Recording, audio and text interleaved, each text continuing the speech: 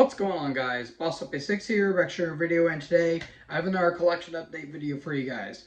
This is, I think, is my 18th or 19th one, so I know it's kind of unfair to say that these are collection updates because it's only consists of maybe 5 or 7 albums, but hey, what else do I have to do better in my life? So the stack I got here is actually pretty interesting. A couple of them I haven't heard of, or I know of, I haven't heard in full, and some of them I actually reviewed on this channel. So yeah, this is going to be pretty interesting. So without further ado, let's get into these albums. Anthrax, Persistence of Time.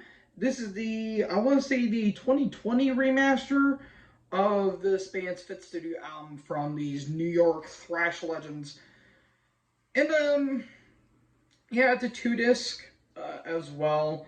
And this is a kind of a, I guess you could say kind of a dark period for the band at this point, because this would be the last album with Joey Belladonna on vocals until he would come back into 2011's Worship music.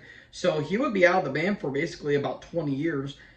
And I will say, as a final album for Joey, this was certainly an album to go out on, because good Lord Almighty, this is one of the best albums in the band's entire catalog. And considering I'll be doing a ranking of them in 2024, yeah, this one is probably going to be in my top 5 without a doubt, because this is where they went more progressive and a little technical at some points. But this is without a doubt their darkest record, because just listening to some of these tracks like Time, Blood, Gridlock, Belly of the Beast, Discharge, it's just kind of dark throughout the entire album. And of course the classic Keep It in the Family, which is one of the best Anthrax songs and one of my personal favorites. And even their cover of Got the Time is actually really damn good. Now on the second disc, it's just a bunch of like re-recordings, and yeah, it is what it is. So I don't really care for like re-recordings and all that stuff, but you know what? This is certainly a damn good album. And considering I got another album in my collection, the last of the John Bush era, this is certainly a damn good album to go out on, in my opinion. So yeah, check this one out. Black Sabbath, Mob Rules. This is the 10th studio album from the godfathers of heavy metal themselves. And this one, I think, is a 2021 remaster on Rhino Records. And it's a double album along with the Anthrax one. It's got the bonus tracks. It's got the Live in London from 81 to 82, Live at Portland Memorial Coliseum, and that continues on as well. And I've always considered this my least favorite of the Dio era, only because there's maybe a few tracks that don't really stand out to me, and coming off of Heaven and Hell, I don't think it holds up quite as well, but I will appreciate this album for being a little bit darker than Heaven and Hell, whereas Heaven and Hell was more vibrant and lush and, dare I say, colorful in a way. Just kind of throwing that out there. But with this one, it's a little bit darker. It's a little more Doom Lane, because Vinny Appice would be in the band and Bill Ward would be out. But yeah, there's some damn good songs on this album, like Turn Up the Night, which is like a sequel to Neon Nights, but I think it's a little bit better in my opinion. Voodoo, the title track, Country Girls, I think is pretty good. Falling Off the Edge of the World, Over and Over, one of the most dramatic and one of the most beautiful, and dare I say, tear-jerking solos that Iommi has ever done, and it's absolutely amazing. But of course, I can't talk about this album without talking about the classic of Sign of the Southern Cross. Just one of the best songs in the band's entire catalog, and arguably the best Dio song of all time. So yeah, while it is my least favorite of the Dio era, I honestly consider, Heaven and Hell, and I would say Dehumanizer's a little bit better than this. This is still a absolutely classic album, and definitely check out. It sucks it's the last one of Dio for about 10 years, but what we got afterwards was pretty damn good in my opinion. So yeah, check this one out.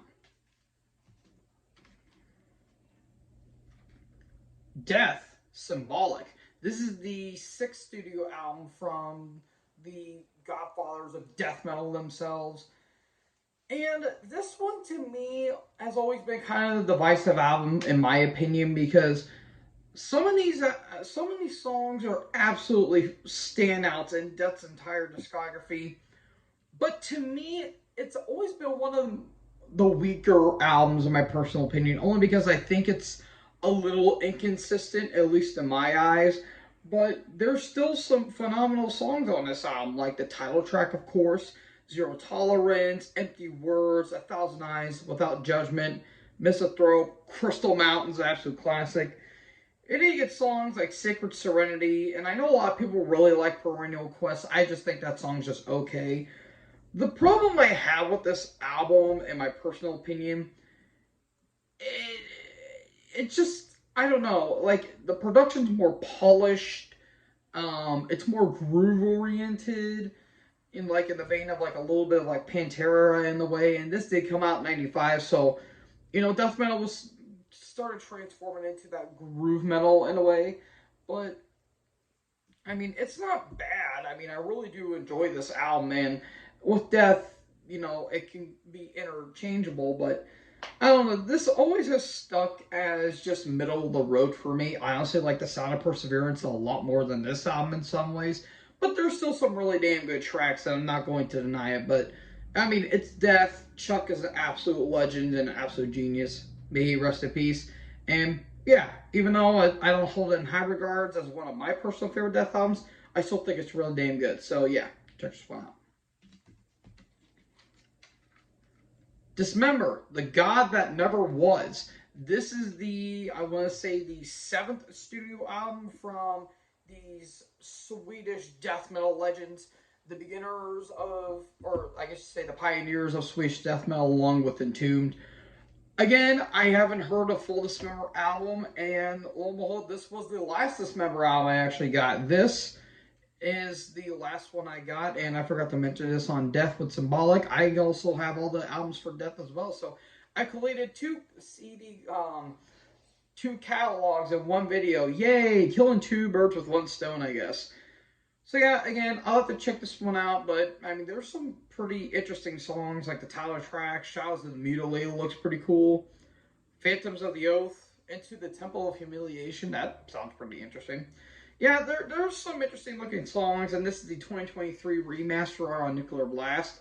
And maybe we'll get a new album, maybe next year, because they haven't released one in 16 years. So, yeah, I'm willing to check this one out, and maybe I'll do a ranking of theirs in the near future. But yeah, I think I got something pretty solid. So feel free to check this out. Ozzy Osbourne, Black Rain. This is the eighth or ninth studio album from Ozzy's solo career, and we've entered kind of a dark period for Ozzy, in my personal opinion, because, well, I've stated before on this channel, after 1995, after Osmosis was released, Ozzy really should have retired. And yeah, let's just say the albums he had made afterwards, especially like Down to Earth, the Undercover cover album that he did, Scream, and so on and so forth, have not been good. This one, in my opinion, is probably the best out of all of the modern albums, but that is not saying a lot because there's just nothing in the modern Ozzy albums that really stand out. They just scream pedestrian. And I mean, I did review this album when I did my random album reviews way back in the channel. And this album is mainly known for the track "I Don't Want to Stop," which was the theme for WWE's Judgment Day in 2007, and I think that's an alright song. And there's a couple solid tracks like "Civilize the Universe," Silver, The Almighty Dollar. The title track's okay. Like, it's just an okay album and nothing else. But then again, I've said it before. I respect Ozzy, but that doesn't mean I necessarily enjoy his output. But yeah, it is what it is. I just hope Ozzy's done. I really do, because he's got nothing left, and he does not look good nowadays, folks. But that's just me, I guess. So I mean, feel free to check it out for your own opinion. But yeah, it's just okay, I guess. Nothing more, nothing less. Sleep, Holy Mountain. This is the second studio album from this stoner doom metal band. And I've always heard good stuff about this album. Like, this album, I always heard nothing but good stuff about it. And, you know, again, I'm willing to check this one out because I'm not huge into stoner metal like a lot of people are. But I am a fan of doom metal, mainly because of Candlemass and Black Sabbath. And I know this band's heavily inspired by Black Sabbath. I'm not going to deny that.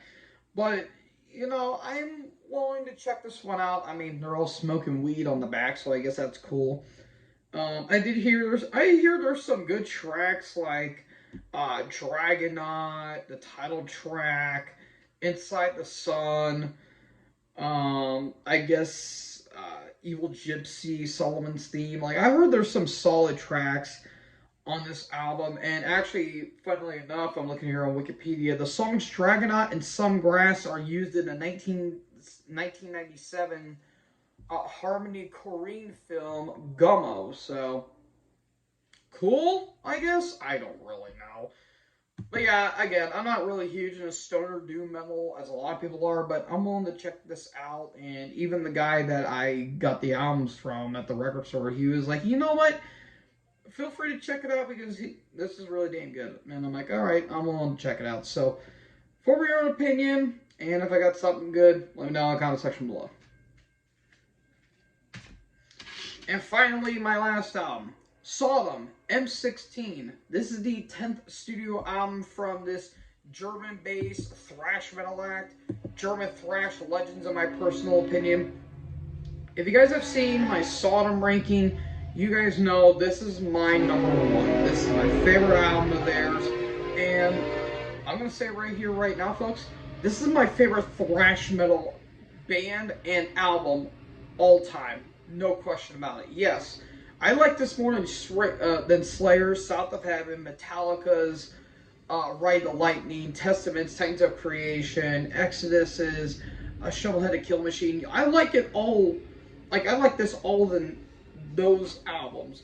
And just the fear fact of, you know, coming off of Code Red, which was really damn good in 1999, going into this album, this one was really interesting because, one, it talks about the Vietnam War, and two, I really love how ambitious this album is in terms of the themes, and the riffs on this album are just absolutely pummeling, like, on tracks like I Am the War, Napalm in the Morning, Mind Jumper, Genocide, Little Boy, that's a good one, the title track, Lead Ejection, I really love the drumming on that song in particular, Cannon Father, Marines, I really love that more acoustic sitar beginning, and even their cover of Surfer by the Trashmen. It's kind of ridiculous, but honestly, it's one of the best covers I've ever heard. And you look at the back, there's the guys right there, of course, the Tom Angel Ripper, of course.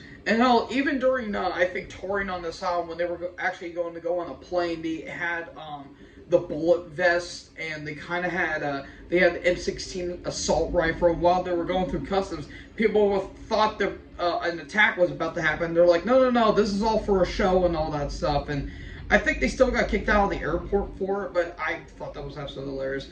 But, of course, the big standout on this album to me is Among the Weird Kong, my favorite Sodom song of all time. Absolutely amazing. The only complaint I mainly have about this album is that the drum mix is pretty flat.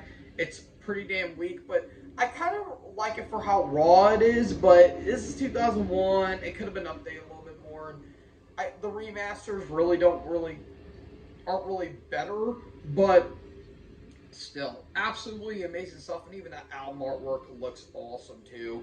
So yeah, absolutely amazing album, just pure awesome German thrash right here. And yeah, my favorite Sodom album and my favorite thrash album of all time. So yeah, there you go. And that is it, folks. That is it for another collection update video. What did you guys think about this? Let me know in the comment section below. What was your favorite album of all of these? Again, let me know in the comment section below. Make sure you guys leave a like, leave a comment, tap that big subscribe button, and tap the bell so when I upload, you guys will be notified. Thank you guys so much for watching this video. Most importantly, join the herd. Talk to you in the next video. Peace out.